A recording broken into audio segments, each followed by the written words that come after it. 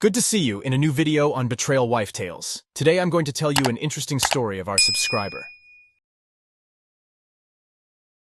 I still remember the day my wife Sarah signed up at that fancy new gym. We'd both been stuck in our routines, and she was determined to get in better shape. So when she excitedly showed me the gym's website, with its glossy images of pristine workout spaces, I didn't hesitate. She needed a break from her busy work schedule, and I figured this would be good for her. Little did I know how much that choice would shake up our entire world. The first few weeks seemed normal enough. She'd come home a bit more tired than usual, but I attributed that to her body adjusting to the workouts. She'd gush about her trainer Tyler, every now and then, telling me about his fitness tips and the killer workouts he had her doing. I chalked it up to enthusiasm. I mean, a good trainer is supposed to motivate you, right? But as the weeks went by, her enthusiasm turned into something else. I started noticing small changes. Her phone, which she used to leave lying around, was suddenly glued to her side. She'd get texts late into the night, and if I asked, she'd say it was just gym buddies chatting. She was home less and less, going to the gym not just in the evenings, but on weekends too. When I'd bring it up,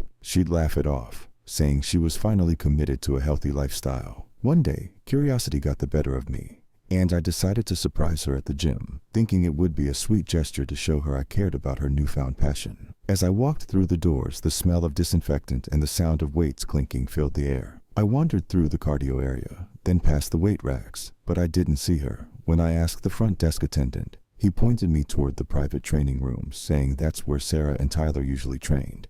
And that's when I saw them, Sarah and Tyler, in a private corner, both laughing in a way that seemed a bit too familiar. There was something in the way he looked at her, the way her hand lingered on his arm, and the blush on her face. They hadn't noticed me yet, and I felt frozen, trying to convince myself I was misreading it all. But deep down, I knew something was wrong. After that day at the gym, I tried to shake off the uneasy feeling gnawing at me. Maybe it was just me overthinking things. I mean, she deserved to have fun, right? But as the days passed, it became impossible to ignore the changes in Sarah. She seemed distant.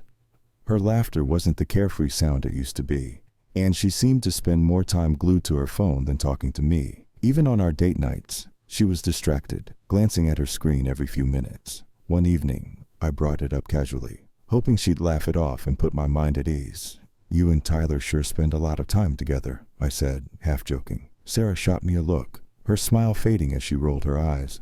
"Oh, come on, Jake. He's my trainer. He's supposed to help me stay motivated. Isn't that what you wanted?" "Of course, it's just..." I hesitated, choosing my words carefully. "I feel like I barely see you anymore. It's like you're more married to the gym than to me." She sighed, crossing her arms defensively. "You know, Jake, I'm finally doing something for myself. I thought you'd be supportive, not insecure." That hit me hard. Insecure? I tried to shake it off, but the word echoed in my mind. Maybe I was insecure. Maybe I was just paranoid. But late that night, lying next to her as she fell asleep, I couldn't stop the unsettling thoughts that crowded my mind. Every message alert on her phone, every time she mentioned Tyler, felt like a sting. A week later, I convinced myself to swing by the gym after work. This time, I didn't go in, just parked outside, watching as people came and went, hoping for some sign that would make me feel foolish for ever doubting her. And then, there she was, heading toward the exit with Tyler. They laughed as they walked out together, her hand casually grazing his arm. They stood close, their voices muffled, but the body language was unmistakable. My heart pounded as they walked to the far end of the parking lot, chatting under the dim streetlight. I saw him lean in, his face inches from hers, and for a moment I felt a flicker of hope. Maybe this was all just an innocent moment between trainer and client. Then she leaned in closer, her smile widening as she laughed at something he whispered. And just as I was convincing myself I was seeing things, they hugged, her arms lingering around his neck just a little too long. I sat there frozen, a mix of disbelief and dread building up inside me. I felt like I'd stumbled upon a secret I wasn't supposed to see, a truth I wasn't prepared to face. After that night in the parking lot, I could barely sleep. I kept replaying the moment I'd seen them together, searching for some rational explanation. Maybe I was blowing it out of proportion. Maybe that hug had been nothing more than a friendly gesture. But the gnawing doubt wouldn't leave me, and it wasn't long before I found myself looking for proof, hoping to either confirm my suspicion or, better yet, prove myself wrong. A few days later, I waited until Sarah was in the shower, and then grabbed her phone. My hands shook as I scrolled through her messages, feeling like a stranger rifling through someone else's life. There were dozens of messages from Tyler. Most were innocent on the surface. Workout plans, motivational pep talks. But there were others that made my stomach drop. Messages like, "Can't wait for our session tomorrow. Loved seeing you today. Wow, tonight was fun. Let's make it a habit." And the worst one, sent just last night. "I miss you already." My heart pounded as I stared at the screen, trying to make sense of what I was seeing. I miss you already. How could he say that if all they had was a trainer-client relationship? And why hadn't she deleted the messages? I wanted to believe there was some logical explanation, but the truth was staring me right in the face. When she came out of the shower, I put the phone back on the dresser and tried to act normal. Though every bone in my body was tense with anger and hurt, she came over to me, kissed my cheek, and started talking about her day, as if nothing was wrong. I nodded along, my mind spinning with questions, wondering if I should confront her now or wait until I had more answers. Later that night, when she was asleep, I took my phone and searched the gym's schedule, finding out that Tyler worked the late shift the next day. I decided I'd go to the gym and confront him directly, see if he'd admit to anything, maybe get him to tell me what was really going on between them. The next evening, I walked into the gym, my heart pounding, fists clenched, scanning the room until I spotted him in the back, adjusting weights on a rack. Taking a deep breath, I made my way over, forcing myself to stay calm. "Hey, Tyler," I said, my voice steadier than I felt. He looked up, surprised, giving me a polite nod. "Oh, hey, Jake. How's it going, man?" I took a step closer, lowering my voice.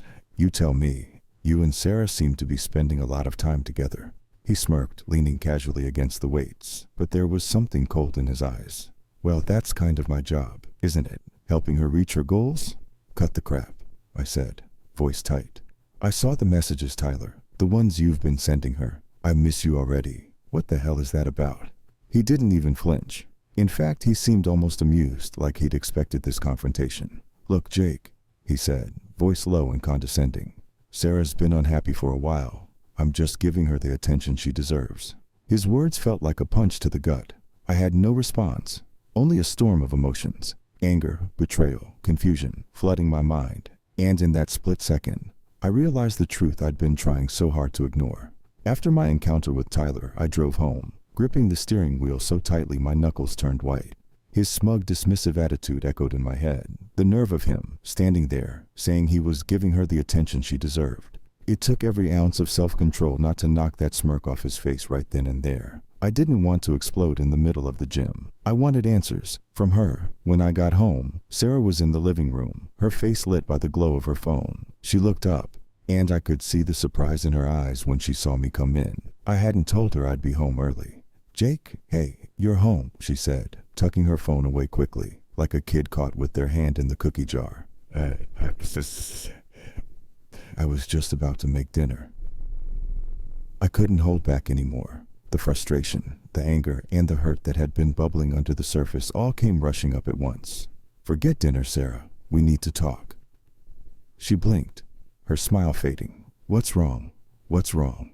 I scoffed, trying to steady myself. "You tell me, Sarah. You and Tyler have gotten pretty close, haven't you?"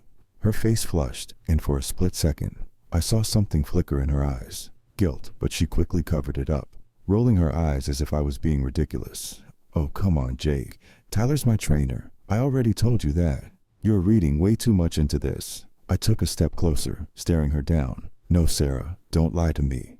I saw the messages. I saw how he acts around you, and I talked to him tonight.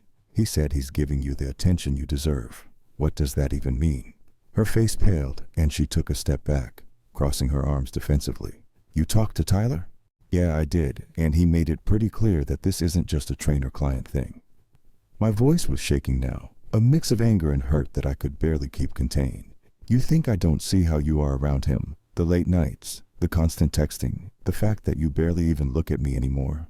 She looked away, staring at the floor as if the truth were written there. Her silence was louder than any confession she could have given me. "Tell me the truth, Sarah," I demanded, my voice barely a whisper. "Are you cheating on me with him?" She hesitated, biting her lip. And then finally, she looked up, her eyes shining with tears. "Jake, I didn't mean for it to happen. It just did." The words hung in the air, and I felt my heart shatter. Hearing her admit it was like a punch to the chest. I stood there, numb, trying to process the weight of her words, but the betrayal washed over me like a tidal wave. When? I asked, my voice barely above a whisper. She wiped a tear away, looking anywhere but at me. It started a few months ago. We'd spent so much time together and he made me feel special again, Jake. I know that sounds horrible, but you and I, everything felt so routine. Routine? I echoed, feeling the anger bubble up again. So what? This is my fault now, because our marriage wasn't exciting enough? She shook her head, her face a mix of regret and frustration. No, it's not like that. I lost myself somewhere along the way, Jake. Tyler was there, and he noticed me. He made me feel wanted again. I know that doesn't excuse it, but it just happened. I ran a hand over my face, trying to calm the storm inside me. So while I'm sitting here, working hard, trying to make sure we have a good life, you're off. What? Sneaking around with your trainer? Throwing away everything we've built? She flinched, and for the first time, I saw genuine remorse in her eyes. I'm so sorry, Jake. I never wanted to hurt you. I don't even know what I was thinking. That's just it, Sarah. You weren't thinking, I said, my voice breaking. You made a choice, over and over again. Every time you sent a message, every time you went to see him, you chose him. And now, you're sorry. She opened her mouth to respond, but I raised a hand, stopping her. Don't. I don't want to hear excuses. I just need to know one thing. Are you still in love with him? She looked down, silent. And that was my answer. A long, tense silence filled the room, each second stretching out painfully. Finally, I took a deep breath, my mind made up. I think you should leave, Sarah. I can't do this anymore. Tears spilled down her cheeks as she nodded, walking past me and heading for the bedroom. I listened as she packed a bag, and minutes later, I heard the front door close behind her. I sank onto the couch, feeling an emptiness settle in that I hadn't felt before. The days that followed were a blur of emotions. Anger, sadness, disbelief. Friends and family called, offering support, but I kept my distance, needing time to process everything. I couldn't bring myself to go back to the gym, not with the memories of what I'd discovered there. I spent nights awake, wrestling with questions that had no answers, wondering where it had all gone wrong. Over time, the pain dulled. I went through the motions, focusing on work, reconnecting with old friends, finding ways to fill the silence. It took months, but slowly, I found pieces of myself I'd forgotten. I rebuilt, day by day, and while the wound was still there, I realized I was stronger than I'd ever given myself credit for. As for Sarah, I don't know where she ended up. We filed for divorce quietly, each of us too exhausted to fight anymore. I heard she'd left the city not long after, and though part of me wanted to confront Tyler one last time, I knew it wouldn't change anything. In the end, I walked away, carrying my lessons and scars, but determined to start over. It wasn't the life I'd planned, but it was mine. And for the first time in a long time, I felt ready to face whatever came next.